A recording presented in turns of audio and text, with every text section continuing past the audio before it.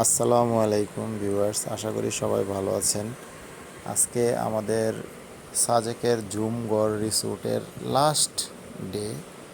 আমরা এখন সকালবেলা কিছুক্ষণের মধ্যেই আমরা আমাদের এই ঝুমঘর রিসোর্টটি ত্যাগ করব।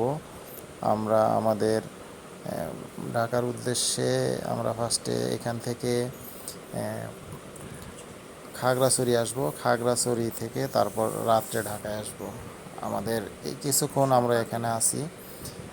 আমাদের প্রতিটি রিসোর্টে একটি করে বা দুটি করেও দোলনা আছে। এই দোলনাগুলো কিন্তু খুবই সুন্দর, খুবই চমৎকার, খুবই ভালো লাগার মতো একটি জায়গা। এখানে আপনারা যারা যাবেন এই ঝুমঘর রিসোর্টটি নিতে পারবেন। এটা মূল পয়েন্টের কাছাকাছি, মূল যে সাজেকের যে পয়েন্ট সেখানেই। এক একটি রুমের ভাড়া কিন্তু খুব বেশি না, মাত্র 4,000 টাকা করে। এবং সেখানে আপনারা আপনার একটি ফ্যামিলি, পুরোপুরি 4 জনের একটি ফ্যামিলি থাকতে পারবেন। আবার পিক আওয়ার যখন চলে, পিক সিজনে তখন 500 টাকা একটু বেশি হয় আর কি।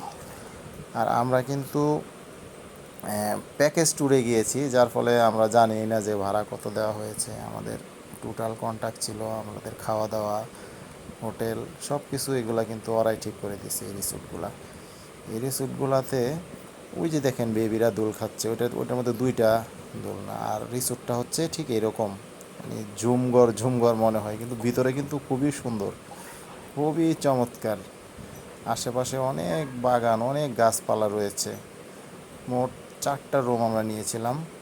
4টা রুমে আমরা সবাই খুব আরামে মজা করে কাটিয়েছি। এখানে সবচেয়ে বড় দিকটা হচ্ছে যে চারপাশে কিন্তু প্রচুর গাছপালা। এই গাছপালার ভিতরে মনে হচ্ছে যে একটা রিসোর্ট করে রেখেছে। এখানে কিন্তু অনেকগুলা ঘর, অনেকগুলা রিসোর্ট, অনেক বড় জায়গা নিয়ে, এবং সিঁড়ি দেওয়া আছে।